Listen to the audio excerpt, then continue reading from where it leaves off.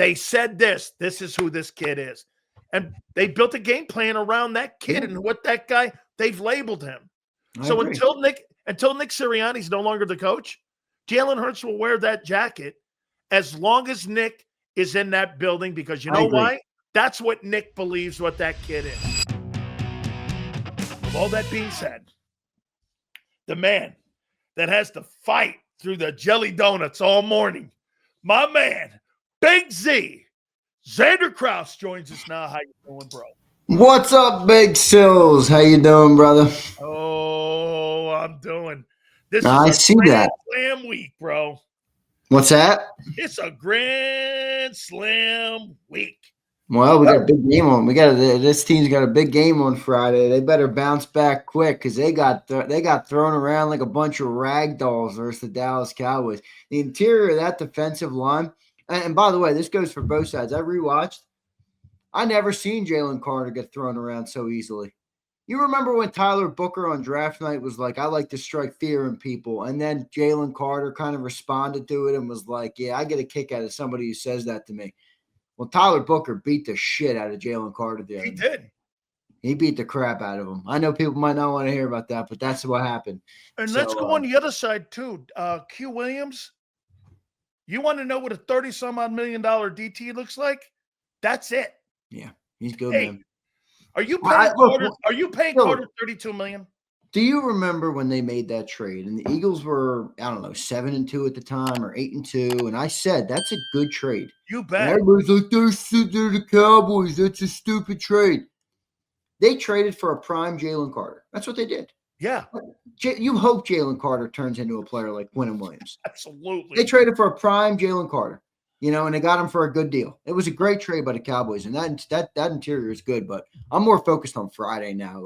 But let me ask you one thing about Jerry, though. So let me ask you this. So you get a first-round pick next April. You've added Kenny Clark, Quinn Williams, and you had Pickens in the 2025 season. How do you think Jerry did? Yeah, I think he did. I think he did good. Those are probably the two best trades of the year. You probably put Micah in there for Green Bay because, you do acquire a great player, but Green Bay was ready for Micah more than Dallas was. Yeah. But in my opinion, you got to have great tackles before you have great edge rushers. Interior pressure is more important than edge pressure if you can only have one or the other. Because you collapse pockets from the interior. You do not collapse pockets from the edge. And control the run game. And Dallas, look, they did get rid of a good player. I'm not trying to act like they didn't get rid of a good player, but they got back assets. Dallas added more quality players. Yeah, and now I'm going to say this. How good is that interior D lineman? Are they the best tandem in the league, the best trio? NFC East, they are. Osa, Quinn Williams, and Clark and Clark. Yeah.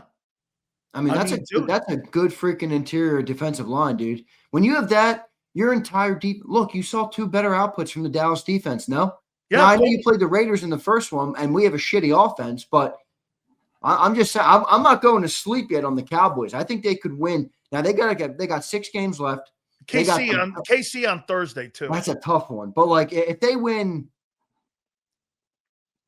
4 of them, and they go 4-2, they'll end up what? 9-6-1, 9-7-1. Okay, how about this? I don't think that's gonna be good enough. If you lose the game on Friday and the Cowboys beat the Chiefs, they now go. Then they go. If that happens, we're in a whole new combo, my friend. Then they go 6-5-1, 8-4, and they'd be 6-5, right? 6-5-1. 6-5-1. All of a sudden, that thing looks a little different, doesn't it? Yeah, it does. It looks a lot different. You think the problems of the Eagles can be fixed? Is it too late to fix the problems on the Eagles? Well, it depends who you ask. I don't think Nick Sirianni thinks there's a problem. He doesn't. No. Now, wait a minute. Is that for the public? Or do you think behind the scenes? I don't think he thinks there's a problem, period. Do they want the offense to work better? Yes. But when there's a lot of criticism of the offense about the philosophy. They're not changing that. And by the way, I got even worse news for everybody. I don't think Nick thinks the Cowboy loss was a problem. You know how Nick looks at that game?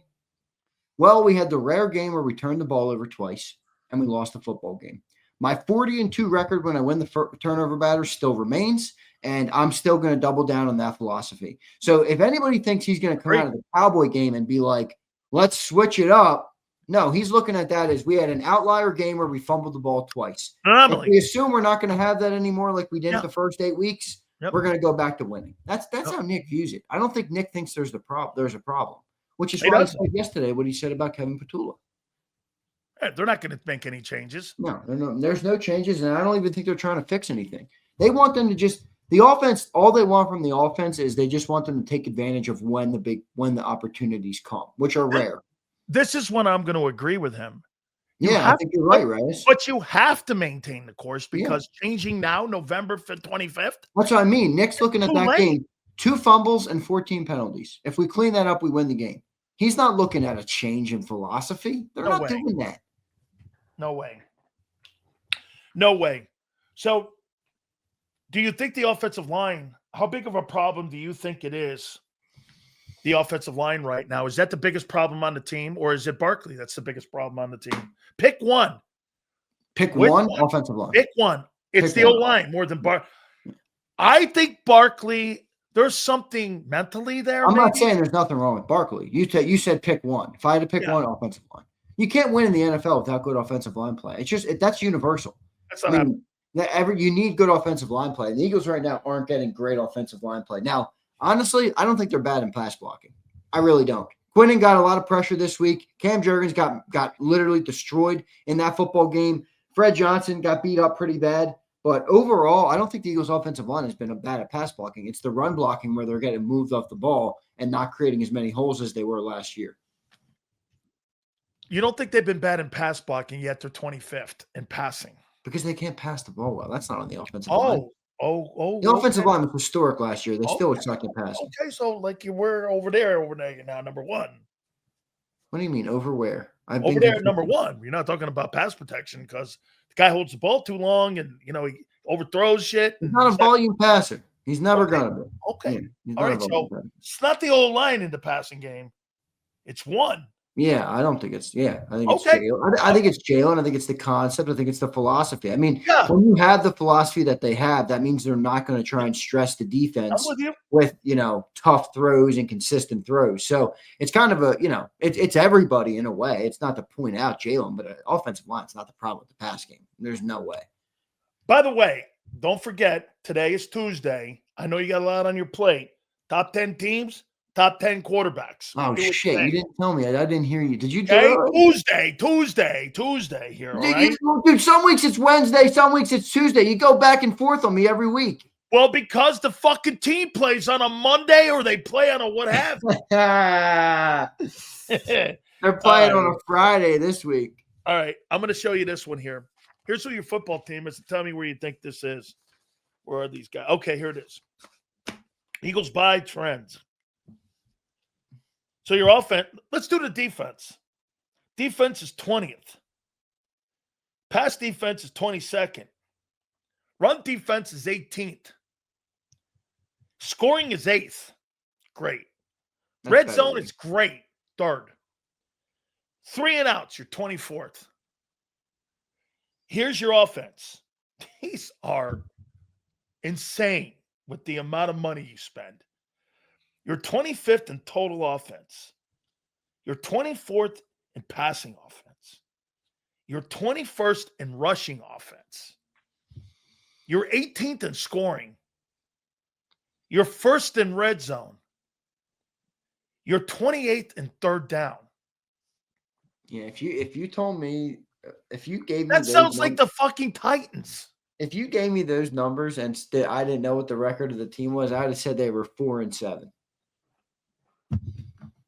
That's insane. Yeah, it is. Look, right now we're not that good of a football team. We have a great ability to win games, and we protect the football well. They've found some magic. I think it was the way you worded it a little bit with a little bit ago, and you were like, they found magic and not turning the ball over. That's what their method is. They're not going to be pretty statistically. They're not going to be. They're not going to, score a lot of points. They're not going to have a high-flying passing offense. They're not going to – A.J. Brown's never going to be a happy man here in Philadelphia again. It is what it is. You know, they're not trying. This is who they're trying to be, Silz, right? This is who they're trying to be. You know, and I brought up the problems I have, and you know, it makes it severely more complicated to win this way when you don't have the run game. You know, when you're playing risk averse and you got a run game, it helps you out a lot.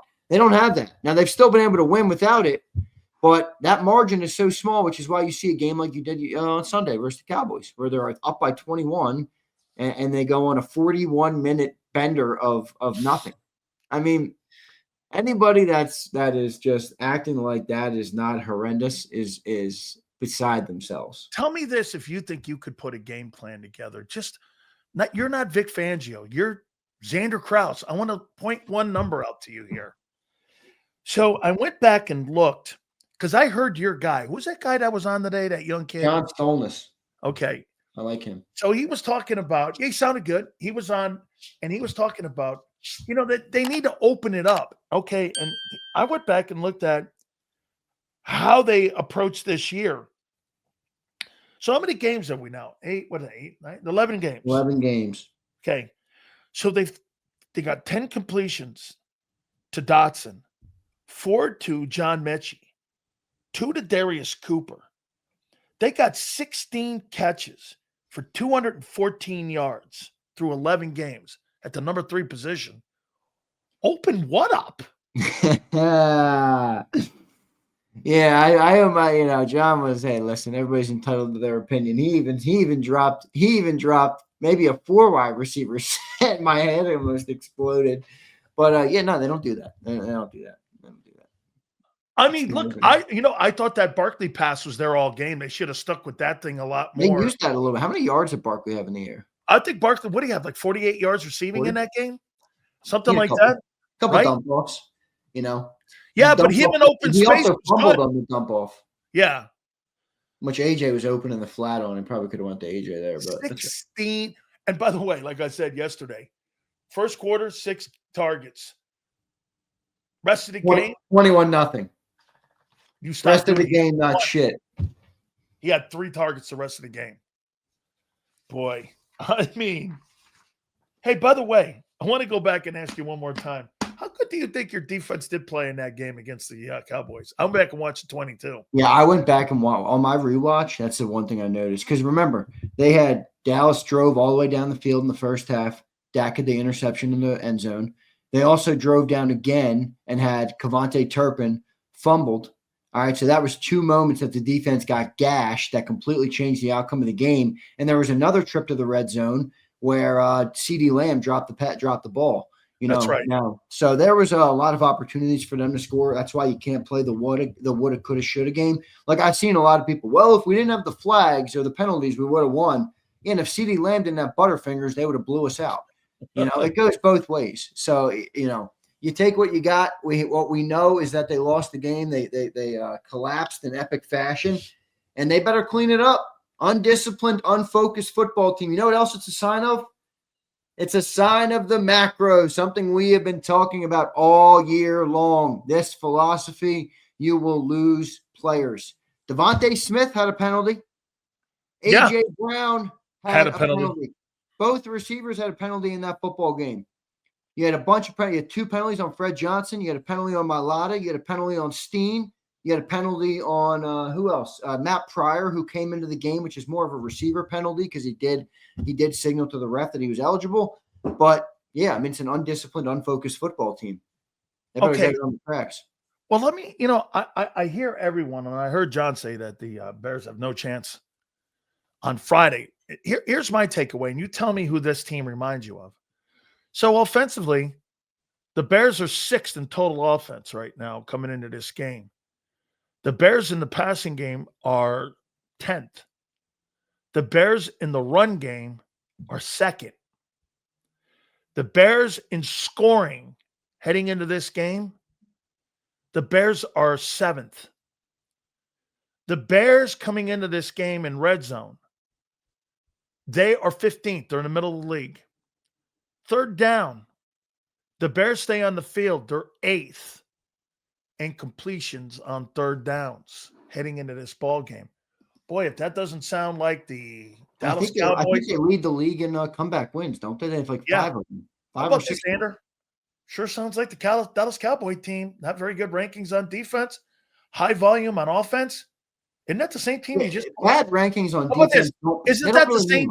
Now look, Caleb Williams is not Dak, but I mean, isn't that the same kind of team that the Cowboys were? High volume offense, not the greatest defense, get a couple stops, and they win ball games. Yeah, whenever we play a team that has a bad defense, you can basically make sure you just know it's going to have very little impact on the game. That's right, because that nullifies your bad offense. We don't have a good offense, and we went up against the Vikings when they had a good defense, and we all of a sudden. This is going to come down to the Bears. This is going to come down to the Bears offense and your defense. I think it comes down to Caleb Williams. It did Sunday. I think it comes down to Caleb Williams. Okay. I mean, Dak Prescott showed you how to beat the Eagles' offense, but Dak Prescott's on time, on target, and accurate with the football. Caleb is not. Agreed. He's not. He's not as much of a timing guy. He's not an on-schedule guy, So, he does a little bit better off schedule and better in open space. He's gotten better at it this year, being on schedule with Caleb Williams or with Ben Johnson.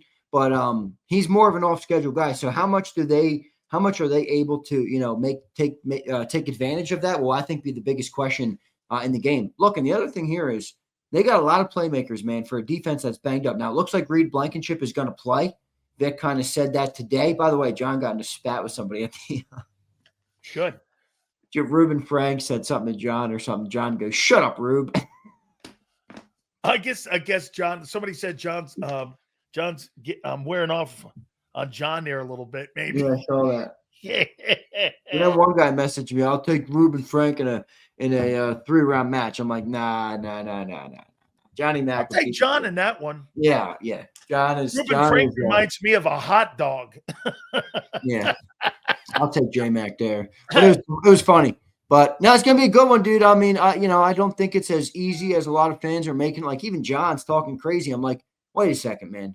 You got no Lane Johnson. Cam Jurgens just logged his worst game of his. Maybe it was the worst game of his season. I'd have to look if it was the worst game of his career, but it was that bad.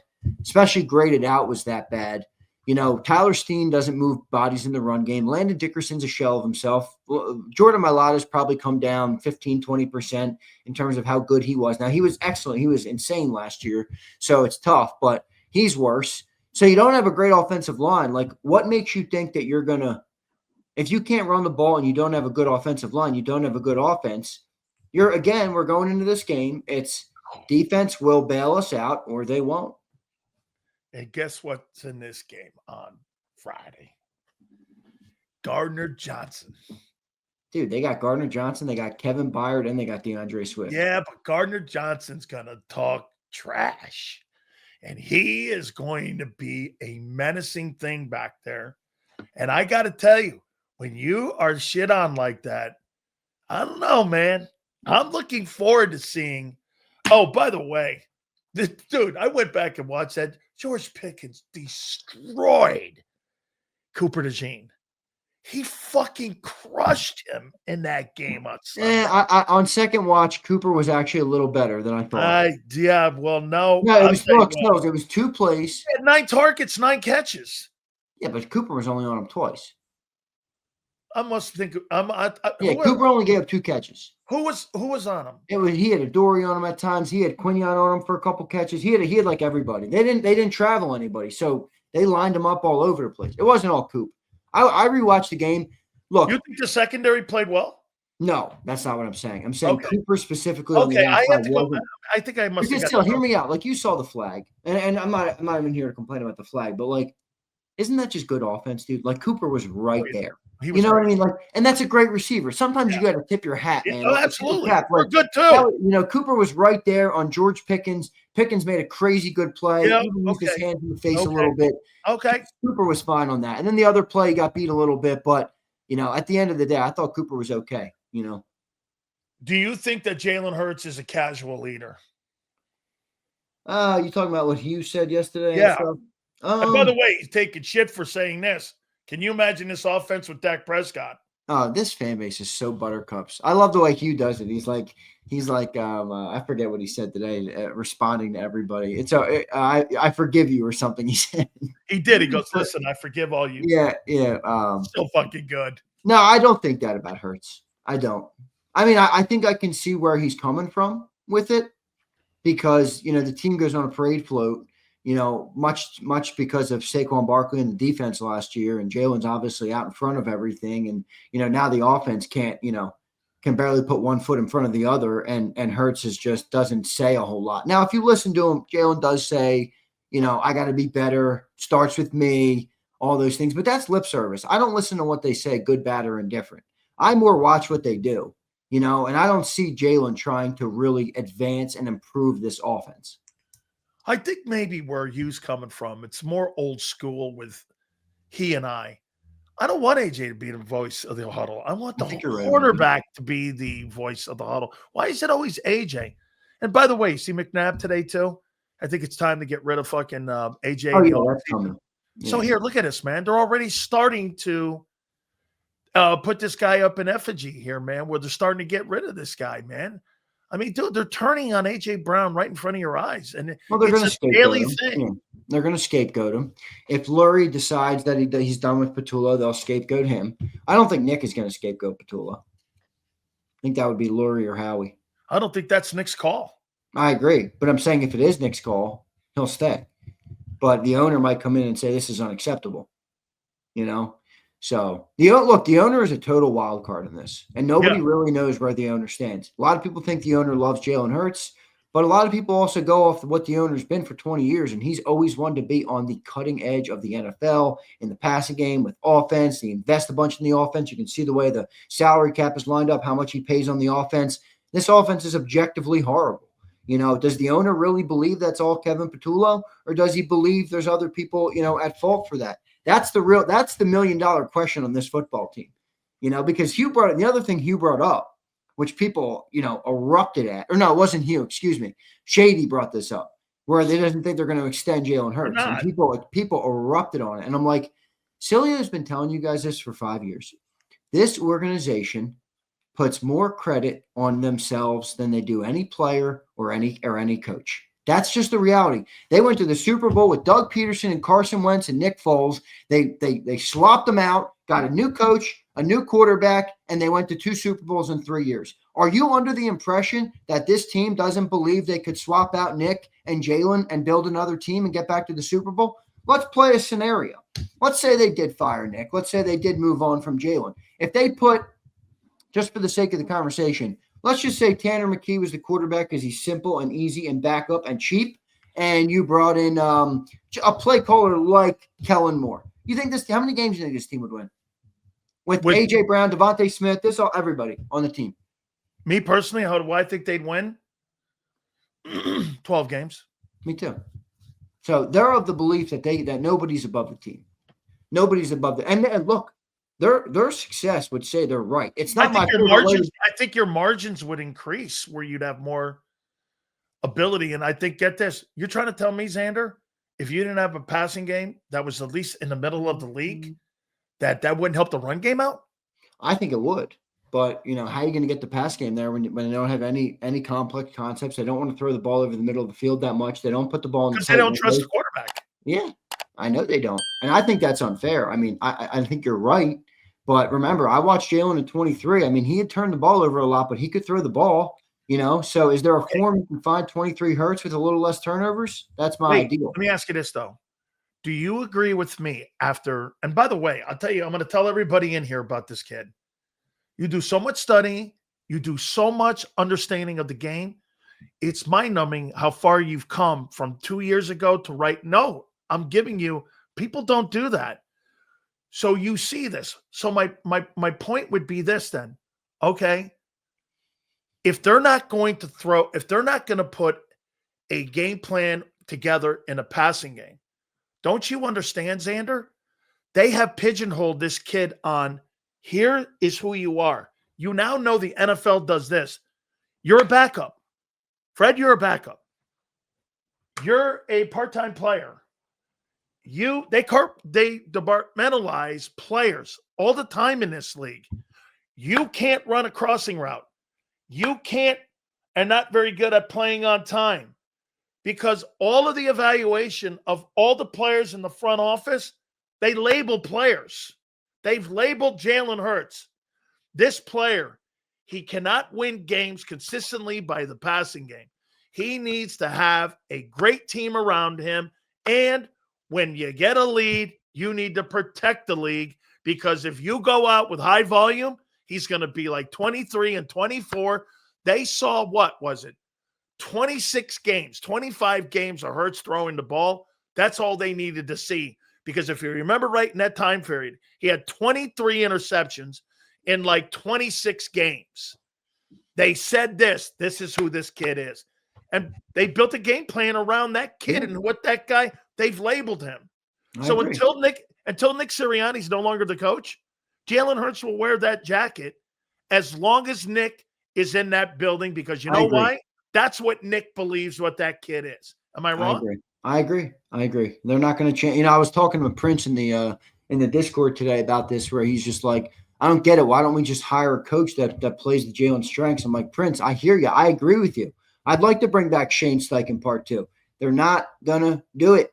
This is what they've established, that taking the ball out of Jalen's hands and playing risk-averse with this quarterback is the best method to win. And if you look at the win-loss, it actually makes some sense why Nick is doing it. The success speaks for itself. They're 40-2 and they win the turnover differential. He's not going to go away from that, So I get why they're doing it. I don't like it. I think the offense sucks, but I get why they're doing it. And you're right. They're not going to change out of that. There's no way. They got him in a formaldehyde jar. The other thing too is, let me ask you this. Here's a scenario. We got a couple Cowboy fans in the chat. So George Pickens got traded to the Cowboys this summer. Let's just take the teams out of it for a second. Let's just say, instead of George Pickens going to the Cowboys this summer, A.J. Brown was the guy that went to the Cowboys. I know it never happened. It's an in-division trade. It never happened. It's just a thought exercise. What would A.J. Brown do with Dak Prescott in that offense? Because George Pickens is on pace to be a top 3 receiver in pro football. What would A.J. Brown do there? 1,600 yards. Yeah, I agree. I think it'd be maybe 18. And guess what else he's noted for? That run game would be number 1 in the league. You don't think there's any coincidence he blocked for fucking Derrick Henry and Barkley's historic run? He would add, again, he's a better player than CD. He's a better player than CD Lamb. I agree. I think Smitty's a better player than CD too now. His fucking hands are insane, A.J. Brown's. Yeah. Well, that's my point. You know what Michael Irvin said to me last night? You know what he thought was the biggest slap in the face by Eagle fans and by anybody in the media? What? He goes, let's just say A.J. has lost a step. He ain't lost them hands. Them hands are going to carry him another 5 years in this league to all Pro Bowl teams, because you know what? That guy knows how to get open, and when he is one-on-one, how many times have you ever seen A.J. Brown beat on one-on-one? It's like never. It's never. That's why that's why I hate this narrative that AJ's taking a step back. I'm like, dude, every receiver is going to take a step back in this offense. And low volume, he's going to take low volume. They don't push the ball. They don't use the whole field. Come on, guys. I mean, this isn't hard to figure out. Receivers are not going to come in this offense since week 4 of last year. Receivers are not going to thrive in this offense. They're not. So I think it's dumb to sit here and think that A.J. Brown lost a step. That's crazy talk. Now, Saquon, maybe he lost a step. I think you are the perfect person to ask this question about Jalen Hurts. Has the narrative ever changed from that Saturday afternoon when Nick yanked him out and they put Tagovailoa in? Has it ever changed? The number one problem I thought from 35,000 feet watching Hurts is that Nick didn't like the ups and downs and the non-consistency. One week he's here. Alabama? Since Alabama to right now, he has been inconsistent. He's gotten a lot better. Okay. He's gotten better, but that narrative has not. I'm talking about the narrative. It hasn't. You're talking about the macro. I see what you're saying. It just hasn't changed. Yeah, has he gotten better? Yes. Is he a better leader? Yes. Does he have an innate ability to win? Yes. Well, all you got to do is go back and look at why did they pull him in that game? You know, they couldn't move the ball through the air. The Georgia defensive front was crazy. The Alabama couldn't run, and Georgia had put up, I think, 17 first half points in that game. And Alabama had 25 total yards of offense at the half. Jalen couldn't move the ball through the air effectively, and they needed to do it. That's why they put him on the bench, and Saban explains that very well when they did it. Now, I don't think Jalen's the same player, but at the end of the day, you know how it is, man. When there's a scouting report on a player, they get better at things. But for the most part, I mean, that's who they are, it is. And, I think the same things are plaguing this offense, and they're plaguing it less because they're asking him to do it less. Now the other problems are that they're so conservative. But they probably view that as a better problem to have than Jalen needing to be a high-volume passer to win games. They're not going to put him in that environment. I'm going to ask you a simple question, and I've asked you this a bunch of times, but now that the run game is exposed, some of the things we said from a year ago, John mentioned it too. By the way, Jake Tapper, I was a year off on Barkley.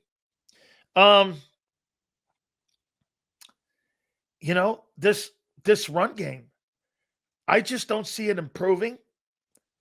I think it's walked backwards. And I'm going to ask you one more time about Jalen. How well do you think he's playing this year? Jalen Hurts? Well, I guess he's playing okay for within what they're asking him to do. But if you're looking at quarterbacks across the league, I mean, it's very underwhelming. I mean, when you're the quarterback of a team that's right, where are they ranked in offense, you told me? They are 25th ranked total. Yeah, I mean, they're bottom of the league. Did you hear John Stolnis' stat this morning? Their offensive success rate per play. The only 5 teams worse than them are the Jets, the Titans, the Browns, and I forget the two other. They're all bad. They're all brutal. And he's like, you don't want to be listed with those teams. I don't give a shit what your philosophy is. That's terrible. And that's what they are. So I don't know of another team where your offense can struggle. You know what that the much? difference is with those teams and the Eagles? Yeah, Saints and the Raiders. Thank you, Curtis. That was the other. You know what the difference is? You're spending $200 million on that thing. That's my point. I agree. I mean, that's where it's egregious, And look, this is what it is, and it's not good. I don't know of another team though where you can have that type of offensive numbers, and you just like, I don't get some Eagle fans. They're just like, you can't look at the quarterback at all. I'm like, find me another offense in pro football where you just take the quarterback out of the conversation when they stink. You can't. You don't do that. Dak Prescott's got the number 1 offense in the league, and people still give him shit if he throws 1 pick. I mean, come on, man. Let's be real here. Let's talk about football. The quarterback is a part of the offense that's largely inept.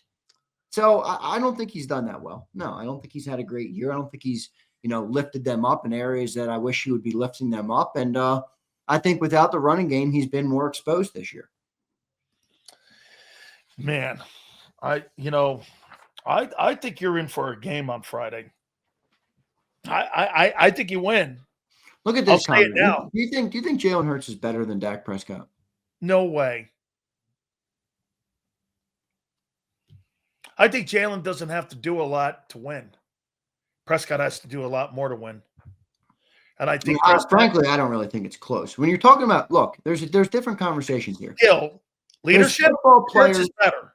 There's football players, and then there's quarterbacking. Dak Prescott clears quarterbacking Jalen Hurts in every level, at every phase of the game. He gets the ball out. He gets his receivers involved. He reads defenses quick. He goes through his progressions. He's accurate. He's on time. He's got a big arm. I mean, come on, guys. Jalen's a good player. Jalen has winning tendencies. He's got great intangibles, a great work ethic, a great leader in many areas, a lot of different things. But to sit here and say that Jalen Hurts is a better quarterback than Dak Prescott is simply ridiculous. Insane. And then you'll go to Dak has no playoff success. Bro, I know. Game, man. Wins are not a quarterback staff for this reason. Dan Marino's 7-9 in the postseason. Yeah, that's right. Next they'll be saying Jalen Hurts is better than Dan Marino. Right. I'm like, Dan Marino is 7-9 in playoffs. You got to get me off this Jalen. Man, can we talk about something else? You get me in trouble with all these Jalenites, man. Yeah. We're going to go to the top 10 teams now in the top 10. And top 10. And I know I caught you off guard here, so you're going to be doing it. You're going to be doing it. Oh, shoot. We're doing the quarterbacks. All right, I got my list from last week here, so I'll modify my list. Okay. Okay, hang on here now. Okay, here we go. So let's do the top 10 teams first. All right, you want to do teams first? Yeah. Okay. You ready? Yeah, I'm ready. Okay. I've got at number 10, I've got the Buffalo Bills. At number 9, I've got the Green Bay Packers. All right. At number 8, I've got the Chicago Bears. Bears making an appearance. Let's go, Bears. At number 7, I have the Detroit Lions.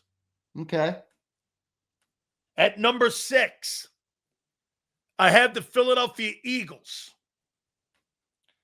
At number 5, I have the Patriots. At number 4, I have the Colts. At number 3, I have the Seahawks. At number 2, I have the Broncos. At number 1, I have the Rams. I like it. I like it. That's my list. You had the Seahawks at 3? 3. Rams, 1. Broncos, 2. Seahawks, 3. Colts, 4. Patriots, 5. Okay. Eagles, 6. Lions, 7. Bears, 8. Packers, 9. Bills, 10.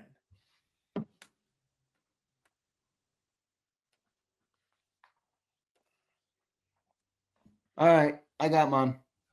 Okay. 49ers weren't on your list, right? Nope.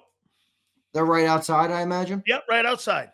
All right. I got the honorable mentions I have this week are 49ers. Bucks cross them off the list.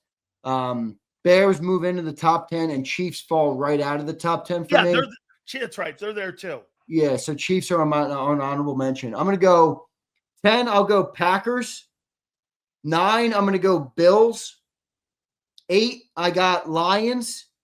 7, I have Bears. They're top of the division right now. I got to go with them. Yep. They've won, 4 straight, 5 comeback wins, yep. 8-3. 6, I have the Eagles. And honestly, I've debated putting them lower. 5, I have the Colts. 4, I have the Seahawks. 3, I have the Patriots. Okay. Broncos, I have number 2. And Rams, number 1. So Rams, Broncos, Patriots, Seahawks, Colts, Eagles, Bears, Lions, Bills, Packers. Honorable mentions, Chiefs, 49ers. Would you agree the most disappointing team so far this year in the NFL has been the Bills? No, because they don't have a good roster, and I knew that. It's Superman or bust for them. We all know that. Josh Allen plays like Superman, or he has an interception at the end of the game trying to be Superman, and they lose. Okay, I think this is a fair question. You think the Eagles have been disappointing this year at 8-3? Right, I don't. No, I don't. I mean, I think they. With all the turnovers. Here's what's disappointing about with all the turnovers they had. How could you not? What's disappointing about the Eagles? What's disappointing about the Eagles is the amount of talent that they have and the output that they put. The sum of the parts is nowhere close to what many fans, logical fans, think it would be, think it should be, think it could be. Now they win games. They found something with the turnover thing, and they're 8-3 because of that. But their offense is nowhere near prolific. In fact, it's below average. Their defense, while getting better, remains an average defense. Now, I think they're going to get better. I think by the end of the year, they'll be closer to the top. But right now, they're average to above average in defense. Their special teams below average or average. Jake Elliott's missed 3 field goals in the last 5 weeks. I think nobody feels uber confident in any of the coaches that we have outside of Vic Fangio and the defensive coaches. So if you don't have a lot of confidence in your offense, if you're relying on your defense to get, way better by the end of the year, which, while I think they will, is still a hopeful thing. It's a hope thing. Your special teams is inconsistent. I mean, I don't know. You tell me. No, I agree. You know, I absolutely. That's kind of how I view that. You could also make the argument. I wonder if people think that the Chiefs are a disappointment this year too. So I mean, but again, I wish I would have held to my guns. Roster. I wish I would have held to my guns because I said I didn't think the Chiefs would make the playoffs. I know. That's right. I'll give you credit for it. I wanted to, but then I went, it's 15. All right, are we doing quarterbacks? Quarterbacks now. All right. Here are my top 10 quarterbacks. What are we heading into? Week 13? Here we go. Week 13. Hey, real quick, before we do the quarterbacks, has Nolan Smith fallen off the planet? Nolan Smith? Yeah, right now he's on the milk carton. Okay. Number 10. This is I found so much unpleasure putting this guy's name here. I got Caleb Williams at 10. Yeah, he's in my top 10.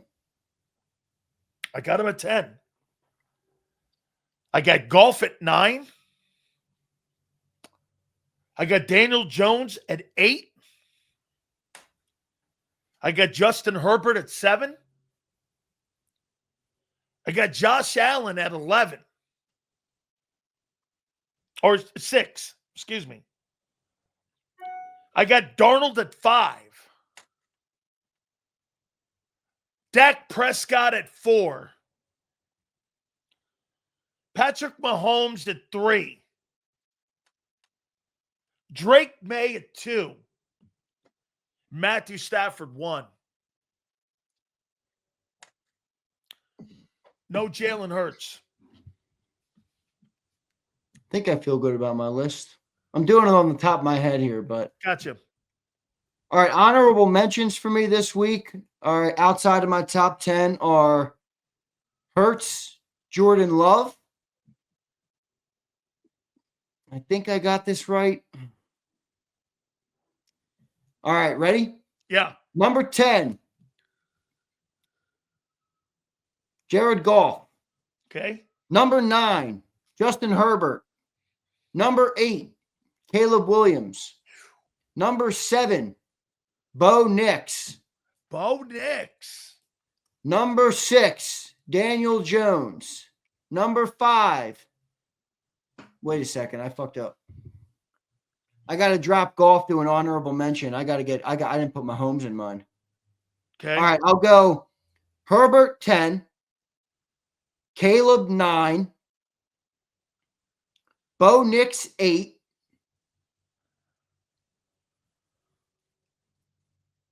Danny Dimes 7, Pat Mahomes 6, Sam Darnold 5, Dak Prescott 4, Josh Allen 3, Drake May 2, and Matthew Stafford 1. Read them back. So I got Stafford 1, Drake May 2, Josh Allen 3, Dak Prescott 4, Sam Darnold 5, Patrick Mahomes 6, Daniel Jones 7, Bo Nix 8, Caleb Williams 9, and Justin Herbert 10. Honorable mention, Hurts and Love. Okay. I like it. I couldn't believe I put Caleb Williams in the top 10. I'm like, well, they're winning games. He's making what they're. I don't think he's that good either, Fly. I don't think he's I really don't. I don't think he should be in the top 10. Well, if Jalen Hurts gets credit for this is a this year list. This is not an overall list. This is not a macro talent list. This isn't right now in 2025. Where are the quarterbacks? Right. I think Caleb deserves to be on that list. They're 8-3. They completely turned that franchise around. He's getting his playmakers the ball. They're making plays. He's got talent around him. They've won 8 games, and they're at the top of the NFC North, man. It's a tough division. So I think Caleb deserves credit. I completely do too, man. All right, we're going to do some supers here in a second. You know who I voted for the Maxwell Award for the College Football Coach of the Year? Who do you think I picked? Who? Who would you pick? For the College Football Player of the Year? Coach of the Year. Oh, Coach of the Year. Probably Cignetti. I did. Yeah, probably Cignetti. I picked him. I would say Ryan. I'd say Ryan Day, but I don't really think they've had that all No. impressive of a schedule. I put Lane second. You could maybe make an argument Lane should be a 1. No shit. I debated that. I did because Lane. Look what Lane's done to Ole Miss. Lane should probably be 1, Silz. Dude, Lane in the SEC's made it a playoff team. Dude, Ole Miss. Ole Miss. What's their ranking right now? Ole Miss 5, 6? I think they're 5 or 6. Right. They're in the playoff. You could probably make an argument for the A&M guy, for A&M coach. Yeah, the A&M guy too. I had him in my top. He'd probably be up there. Signetti. Kirby Smart, you can never go wrong with Kirby. I mean, the guy just continues to deliver. I mean, he just continues. The Texas Tech coach would be an interesting one. Yep. But I think you're right. Signetti and Lane to me are the 2 coaches of the year, probably. Those are the 2 best guys. I'll tell you what, too, man. I think Ken DeBoer, even though he's got 2 losses and 1 loss was a horrific loss to Florida State, if you look at who they've played this year, they've beaten a lot of good football teams, dude. I mean, dude, the SEC is so fucking brutal this year. I mean, it's good. Kentucky's good. Yeah. Dude, look at this. If Kentucky was in the Big 12, they'd be a 10-win team. They're not ranked, though, are they, Kentucky? No. If they were in the ACC, they'd win 10 games. My bold prediction for the college football season next year is that Virginia Tech will make the ascend top 12.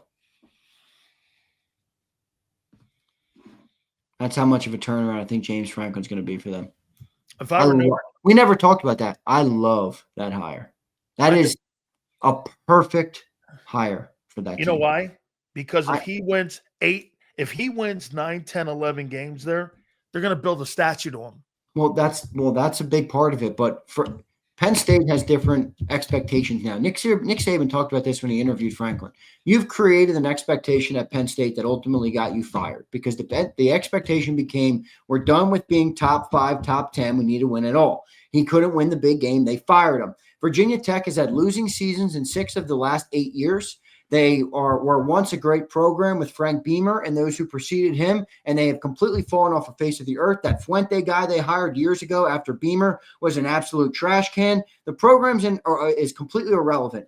Now you have a coach who's coming in, who knows how to bring players, who knows how to get through to players. You know, the most crazy stat to me of the college football cycle is 3 coaches from big schools got fired this year. Penn State, Florida, and LSU. LSU lost 1 recruit. Florida lost 2 recruits. Penn State lost 17 recruits. That is because of James Franklin. Now, all those players and all those people that were going there for James Franklin are going to look at Virginia Tech. They're going to get behind James Franklin, and that program is going to – and remember, they're playing in the ACC. So they're going to be able to march through the ACC. Horrible conference.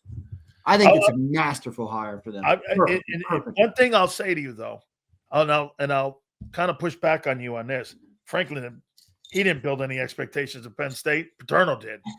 Yeah, but dude, they don't want to say the name Paterno, but where do you think those expectations were? 409 wins and 2 national championships and multiple national championship settings. I'm not trying to discredit Paterno, but remember, when everything went down with Paterno and Sandusky and everything, the program cratered. They had Bill O'Brien in there for a year who helped turn the ship around. He did a hell of a job. Yeah, he did do a hell of a job. But I'm just saying.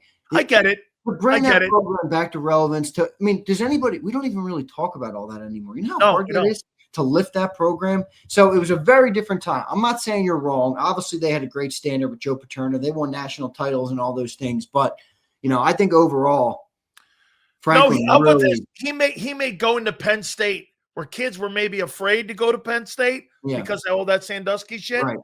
That's what he changed because he made it cool again. He made it cool again to go there. Yep. And by the way, Zander, all right, let's rattle these supers, bro. You got Howard coming up. Hey, by the way, to your point, 17 kids bailed now on Penn State.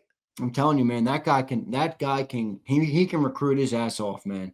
He can recruit it. In college, anybody who follows college football knows that Yeah, absolutely. Recruiting is more important than the X's and O's. Absolutely. Here's man. William. Switch it up a little. Some dual halfback sets, spell, split backs. Utilize Barkley and Bigsby in the short intermediate pass game. Got her in the slot. Shit, man. Switch some things up. Let it rip. William, I love it, man. You play too much Madden, man. That's not what they do. They don't play Madden in Philly. You're talking about playing Madden, Hoss. You got the wrong joystick in your hand. You're not even just playing Madden. You're talking about an offense that's opened up. Yeah, you're talking about somebody that's a high Here's level. William. What's up, William? Thanks for the 2 supers, brother. Thank you, man. 10. Thank you, man. They need to take the training wheels off and let Hurts play the damn game. Watch the play clock when Hurts is commanded the offense. There's feel, rhythm, timing when he can improvise and run his game. Call me what you want. William, I agree with you. But the question is, not the question. The reality is they got handcuffs. They don't believe that. Yeah. They have stereotyped Hurts into being what he is. Yeah. In their eyes, not what reality is. Here's JD. Jalen Hurts is a top 50 quarterback. Oh, come on, JD. He's not there, man. That's not right. For the first time in 28 weeks of football, I have Jalen Hurts outside my top 10. Kimberly says Hurts is a perfectionist. He gets stage fright. Well, I think they've spooked him with the turnover thing. Yeah. Yeah. Any tight windows, he doesn't let it rip. Yep. Here's Joey. What's up, Joey? I think we are what we are at this point. I'm not feeling good about the Bears game. We definitely are what we are. I don't think that Bears game's going to be that easy of a football game. I don't. There's no game in Philly that's easy right now. No. When you play this way, there's no game that's easy. They create this for themselves. Albino says, we got that one. All right, we got all the supers. So wait, I don't want you to give a prediction right now for the Bears. But I want you feeling good about it? No. Lane Johnson's hurt. Cam Jurgens looks like a shell of himself. Same with Landon. You're injured in the secondary. I know people don't like Adoree Jackson, but you can only get worse after him. He's going to be out probably with a concussion. Makuba's out. You're going to have, I don't know, Sidney Brown out there for a whole game. Yeah. Reed's supposed to play, so that's a good news. But, that Bears team, they got a lot of playmakers. Now, there's no George Pickens or Quinnen Williams, but they got a boatload of playmakers on offense. They got 2 running backs, 2 tight ends, Cole Kmet. They got Colston Loveland. They got the 2 backs. They got 4 or 5 wide receivers that can get the ball. It's going to be interesting. Okay, so before I bring Howard Eskin on, Angelo was all over Kevin Patullo yesterday. Yeah, I know. Okay? He's always now I'm gonna ask you this. You remember that nugget that Howard gave us about 4 weeks ago? He gave us a nugget when he said the best quarterback is not the starting quarterback. I think that take will be becoming more popular depending on how the season ends. We'll see. All right, Silz, good show, man. I appreciate it. All right, dude, later.